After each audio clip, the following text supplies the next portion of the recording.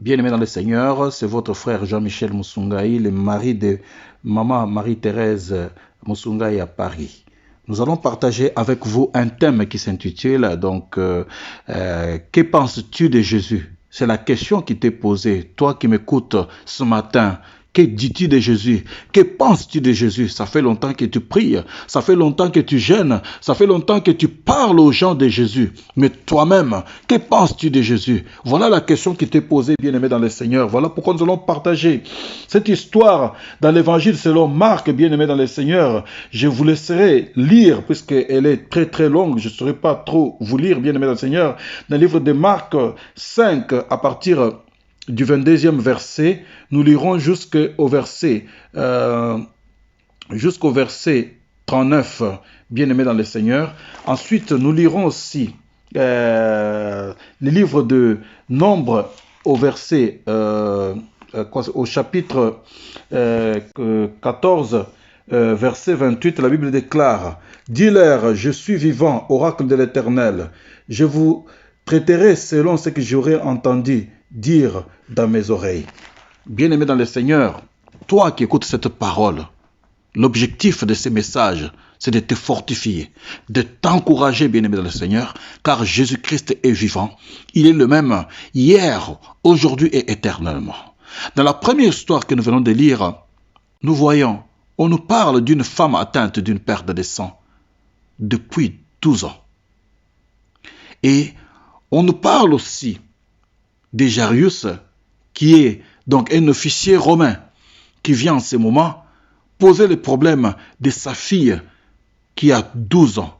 Donc là, nous voyons le chiffre 12, qui est le chiffre de l'élection.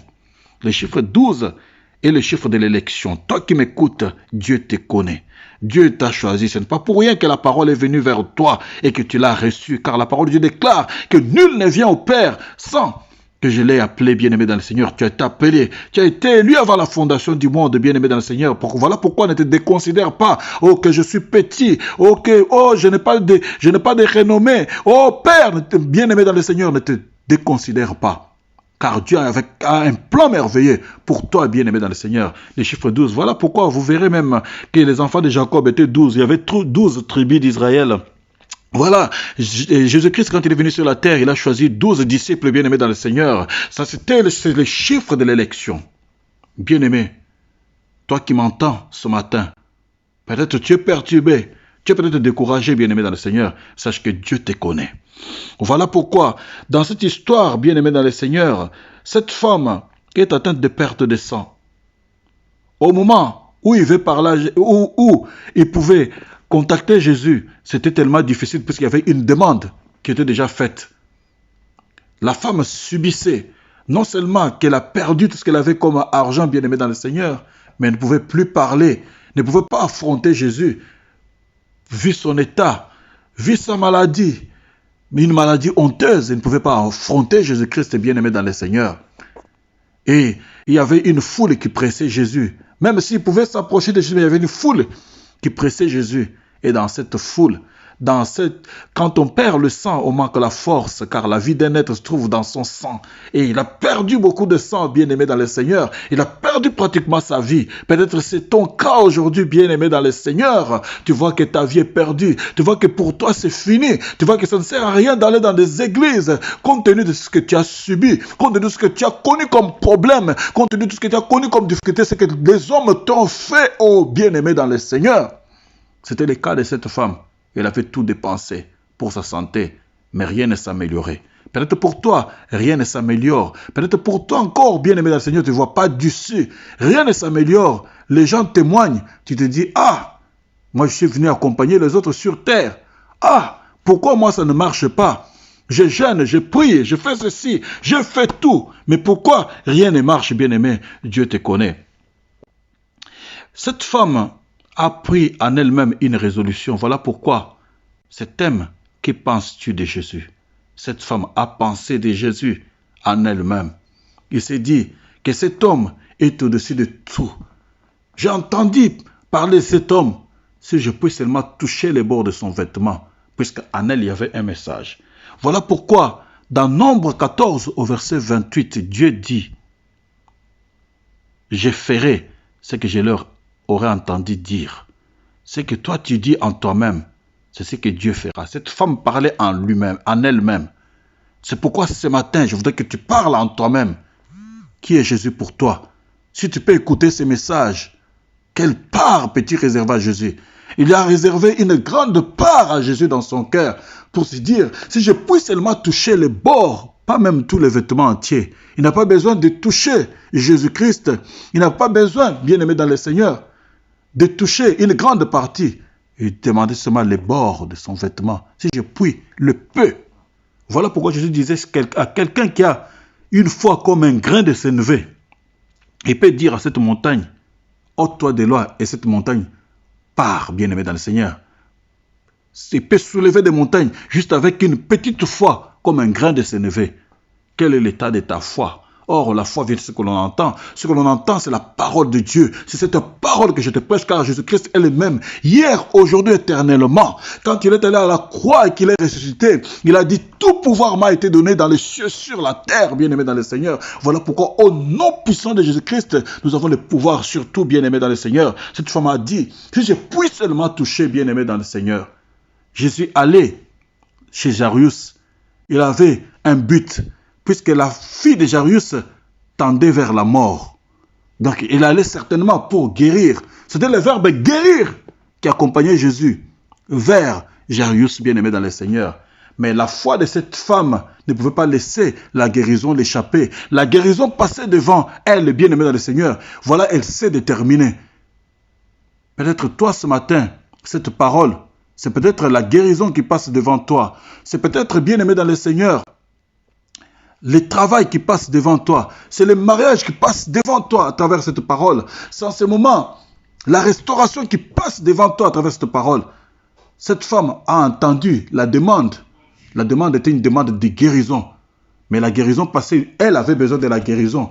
Mais n'a pas laissé échapper l'occasion. Le problème, c'est que nous laissons échapper des occasions, bien-aimées dans le Seigneur, à cause de nos faiblesses, à cause de nos problèmes, à cause de nos découragements, à cause de ce que les hommes nous ont fait. Non, elle n'a pas regardé tout cela. Elle dit, je puis toucher seulement les bords. Essaye ce matin, bien-aimé dans le Seigneur. Essaye de toucher rien que les bords, bien-aimé dans le Seigneur. Il a touché les bords du vêtement de Jésus. Il a dit, c'était l'occasion. La foule pressait Jésus. Et quand une foule presse, bien-aimé dans le Seigneur, on ne sait pas contrôler les choses. C'est au moment où il n'y a pas de confort, on ne sait pas contrôler les choses. La vie chrétienne, bien-aimé dans le Seigneur, ce n'est pas une vie confortable, bien-aimé dans le Seigneur. Oui, si tu cherches à rester dans ton confort, bien-aimé, tu ne peux rien obtenir. La vie chrétienne n'est pas une vie de confort. Cette femme n'a pas cherché le confort. Il s'est dit, malgré que la foule peut tout troubler, mais je puis juste insérer la main, toucher les bords du vêtement. Elle a touché les bords. Toi, ne cherche pas le confort. Quand les choses se calmeront, quand tout sera bien, quand je serai bien. Non, bien-aimé, que rien n'échappe. Rien ne t'échappe, bien-aimé dans le Seigneur. Elle a touché, elle a cherché juste l'opportunité, ne fût-ce qu'insérer sa main, toucher les bords. Et une force est sortie. C'était la guérison qui devait aller chez Jairus, bien-aimé dans le Seigneur. La femme a changé le cours des choses. Elle a récupéré cette guérison, bien-aimé dans le Seigneur. Elle a détourné cette guérison à son profit. Elle était guérie. Jésus s'est retourné pour regarder qui m'a touché. Il allait vers la guérison. Il allait pour la guérison. Il a regardé qui m'a touché. Aussitôt, bien-aimé dans le Seigneur, une force est sortie. Et quand une force est sortie de guérison, va, ta foi t'a sauvé. Et Jairus ne s'est pas découragé. Bien-aimé dans le Seigneur, voilà, j'aimerais te dire ce message. Si tu vois quelqu'un qui est béni à côté de toi, et pourtant vous étiez tous dans la même situation, dans les mêmes problèmes, ne t'inquiète pas, car en Jésus-Christ, il y a plusieurs potentialités, plusieurs possibilités. C'est le Dieu de plusieurs possibilités, bien-aimé dans le Seigneur. Jairus, qui cherchait la guérison de sa fille, a vu la guérison être donnée à une autre femme bien-aimée. Mais il n'a pas découragé, il n'a pas désespéré, bien-aimé dans le Seigneur. Il a continué la route. Il a continué la route avec Jésus. Voilà pourquoi ce matin, je viens te demander de continuer la route avec Jésus. Oh, bien-aimé dans le Seigneur, ils ont continué la route, bien-aimé. Et quand ils sont arrivés, bien-aimé dans le Seigneur, quand ils allaient encore en cours de route, ils rencontrent des gens qui disent, pourquoi importune-t-il le maître? Puisque là, si on attendait que la guérison vienne, ce n'est plus la guérison. ta fille est déjà morte, bien-aimée dans le Seigneur. Il n'y avait plus de problème de guérison. Les problèmes changent. Les problèmes s'intensifient. Ça devient maintenant un problème où il faut maintenant la résurrection. Oh, mais rien n'est compliqué à Jésus. Rien n'est impossible à Jésus. C'est lui que nous avons choisi. Oh, bien-aimé dans le Seigneur, quelle que soit l'amplification de ton problème, quel que soit, oh, bien-aimé dans le Seigneur, que ton problème s'est compliqué. Au cours du chemin, bien-aimé dans le Seigneur, tu as vu les autres être bénis. Tu as vu tous ceux avec qui tu étais, bien-aimé dans le Seigneur, se marier. C'est avec qui tu étais, avoir du travail, bien-aimé dans le Seigneur.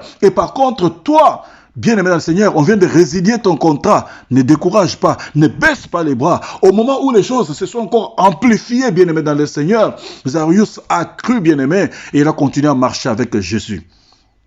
Et quand il est arrivé, bien-aimé dans le Seigneur, dans la maison, quand Jésus-Christ est arrivé dans la maison, les gens pouvaient crier, les gens pouvaient pleurer, bien-aimé dans le Seigneur. Et Jésus est entré pour guérir. Et sa fille, bien-aimée dans le Seigneur, a été guérie. Elle a obtenu en ce moment non seulement la guérison, c'est beaucoup la résurrection, bien-aimée dans le Seigneur, car Jésus-Christ est la résurrection et la vie. Quand lui vient, il donne la vie là où il y avait la mort. Quand lui vient, bien-aimé dans le Seigneur, ce qui était impossible devient possible. Il transforme nos pleurs en rire, nos défaites en victoire. Oh, nos larmes, bien-aimé dans le Seigneur, de douleur, en larmes de joie. Oh, voilà, bien-aimé dans le Seigneur, c'est Jésus dont je vais te parler ce matin, bien-aimé.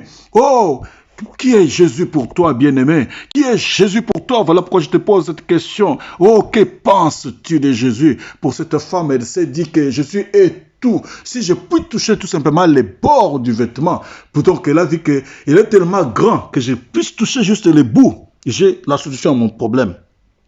Mais toi qui m'écoutes ce matin, bien-aimé dans le Seigneur, quelle est ton attitude? Quelle est ton attitude devant ce Jésus? Puisqu'il est le même, il n'a pas changé, bien-aimé dans le Seigneur. Dans le nom de Jésus, si tu crois à ces messages, bien-aimé dans le Seigneur, tu vas voir en ce moment ta vie être transformée. Tu vas voir en ce moment, oh, ton problème, trouver la solution, quelle que soit son ampleur, quelle que soit sa durée, bien-aimé dans le Seigneur. Leur problème avait duré 12 ans.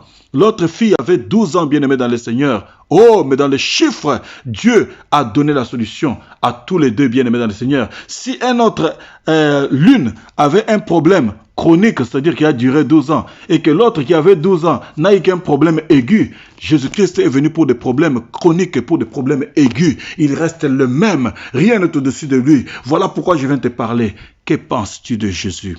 Cela a été notre thème, bien-aimé dans le Seigneur. Voilà pourquoi il faut être comme bien-aimé dans le Seigneur. Jairus est cette femme atteinte de perte de sang. Il n'a pas laissé louper l'occasion, bien-aimé dans le Seigneur. Et Jairus ne s'est pas découragé même quand la situation s'est empirée. Bien-aimé dans le Seigneur, il a cru en Jésus. Il a marché avec Jésus. Marche avec Jésus, tu verras la gloire de Dieu. Que Dieu nous bénisse tous. C'était votre serviteur Jean-Michel Musungai. Merci. Que Dieu vous bénisse. Amen.